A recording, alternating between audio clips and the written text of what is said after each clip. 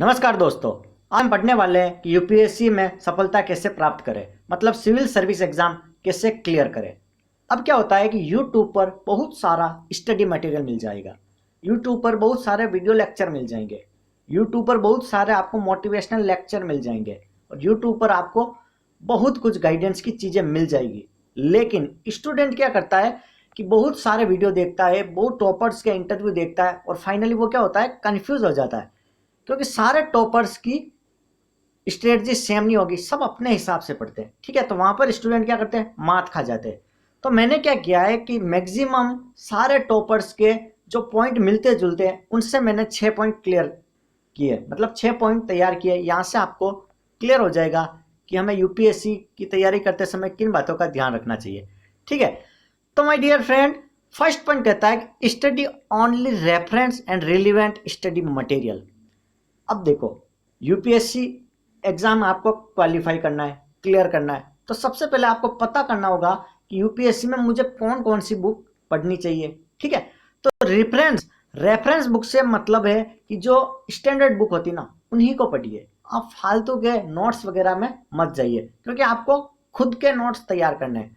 First point यही है कि आपको खुद के नोट्स तैयार करने, रिलीवेंट स्टडी मटेरियल, मतलब जो स्टैंडर्ड स्टडी मटेरियल है उन्हीं को पढ़ना है। जो बुक फिक्स है, जैसे 6 to 12 में आपको ज्योग्राफी, हिस्ट्री, ये बुक पढ़नी पड़ेगी। बेसिक आपके यहीं से क्लियर होंगे, ना कि किसी नोट्स से। क्लियर है। फिर सेकंड कहता है कि डोंट डेविएट योरसेल्फ, अपने आप को डेविएट मत करो। मतलब क्या होता है कि बहुत सारे लोग आपको बोलेंगे, क्या यार आपका एग्जाम नहीं निकलेगा, फालतू यूपीएससी बहुत टफ है, अपना टाइम वेस्ट मत करो। तो माय डियर फ्रेंड, उनमें डेविएट ना होके अपने को फोकस्ड स्टडी करना है कि हाँ, मुझे आईएएस बनना है, मैं आईएएस बन के दिखाऊंगा। तो आपको उसके अकॉर्डिंग स्टडी करनी है। फिर थर्ड पॉइंट आता है कि only hard work with smart study.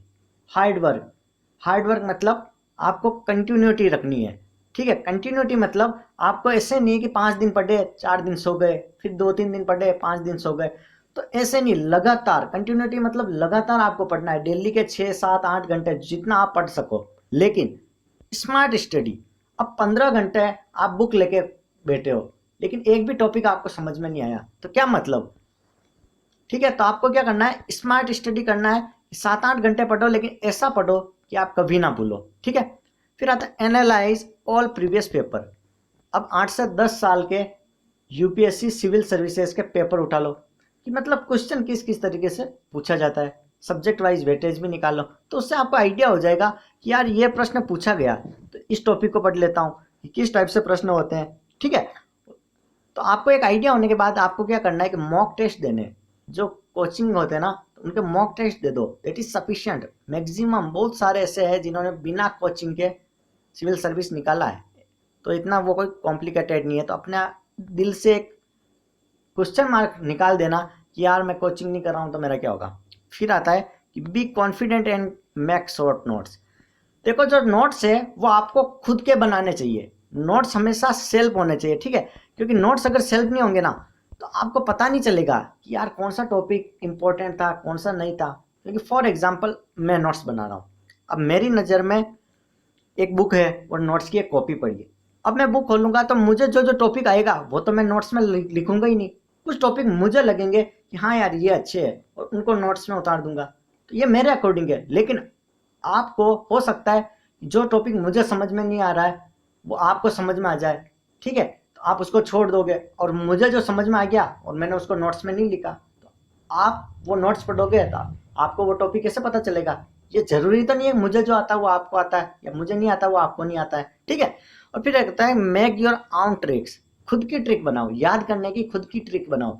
जैसे हिस्ट्री में कुछ भी इतिहास याद रखना, बाबर, अकबर, कुछ भी इनके बारे में, तो अपनी ट्रिक बता, याद रखो। इस ट्रिक से याद करूंगा, तो खुद की ट्रिक से याद करोगे ना तो आप कभी भूलोगे नहीं।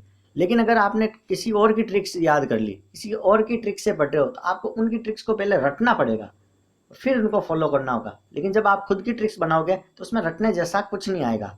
फिर भी अगर आपको कुछ हेल्प चाहिए तो आप मुझे कमेंट बॉक्स में जरूर लिख दीजिए, और प्लीज़ सब्सक्राइब जरूर करें। Thank you so much.